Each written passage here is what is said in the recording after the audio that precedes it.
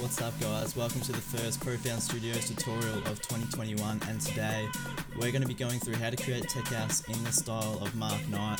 He's the Toolroom Records boss, one of the biggest names in house music there is today, and I decided to jump into my FL and create a template for you guys to download for free. I referenced some of his tracks, and yeah, I think the style is pretty spot on. Yeah, the FLP is completely free for you guys. So yeah, let's jump into my FL Studio and get started. Okay, so here we are inside my FL Studio. This is the project that I'm giving away to you guys completely for free.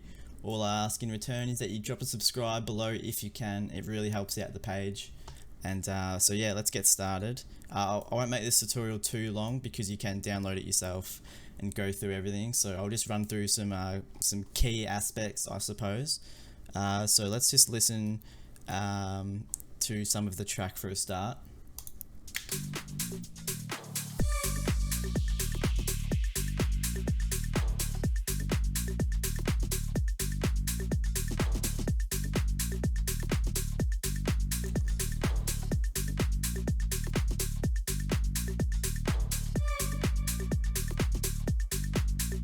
So as you can see with the bass line, it's just a repetitive pattern, like every 4 bars, something catchy, something quite simple. I noticed in a lot of Mark Knight tracks, less is more.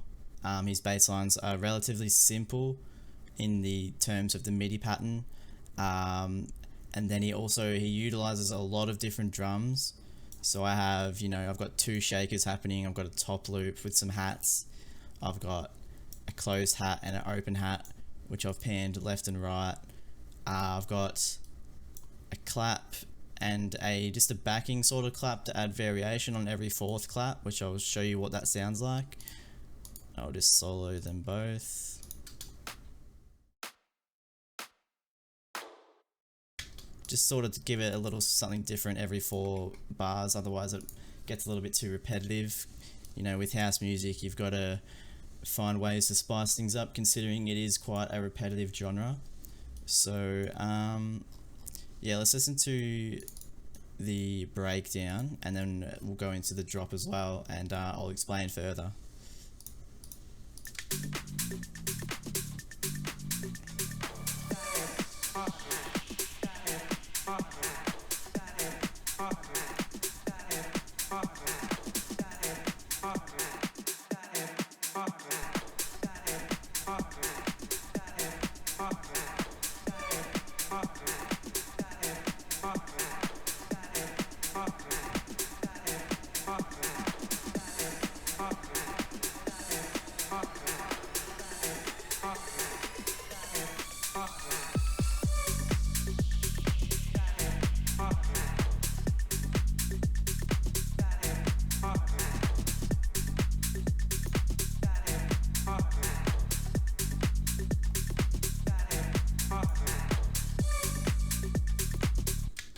Okay, so that's what we've got. I think it's a really cool track. I'll probably use some of these elements in some originals of mine, to be honest, because I really like it.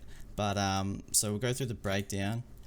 Obviously everything is kept pretty much the same as the drops, except I took out the bass line just to give the listeners' ears a rest, I guess you could say. I've also got some reverb automated on the master channel. Obviously it's turned off during everywhere else, as you can see, except for the breakdown, and it slowly builds up as the breakdown goes on, because it's just it helps build kind of anticipation, I guess you could say. It also helps fill out the breakdown as well. And then heading into the build, I've just got a snare build that builds up gradually. And you can see here, once it gets to the last 4 bars of the break before the drop, I cut all the reverb off, all the filters, and that kind of signifies a word, I think, signals to the listener that the drop's coming. So let's listen to how that sounds again.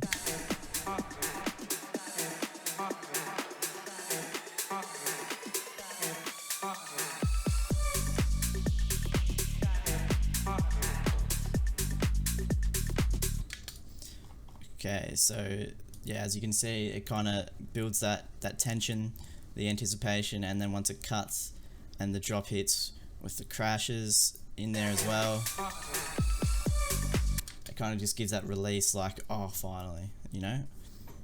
It's kind of weird to say out loud, but that's pretty much what's happening inside the listener's head. So that's something to take note of in your future productions for sure.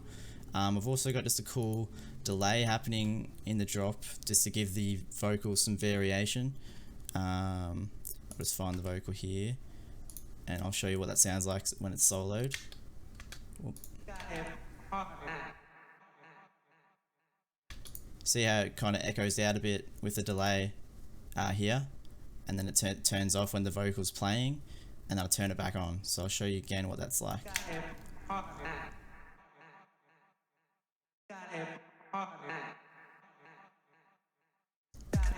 Just kind of gives it that just a little something different to the vocal to change things up. And then obviously in the breakdown I have the delay building up more and more as well, so we'll give that a quick listen.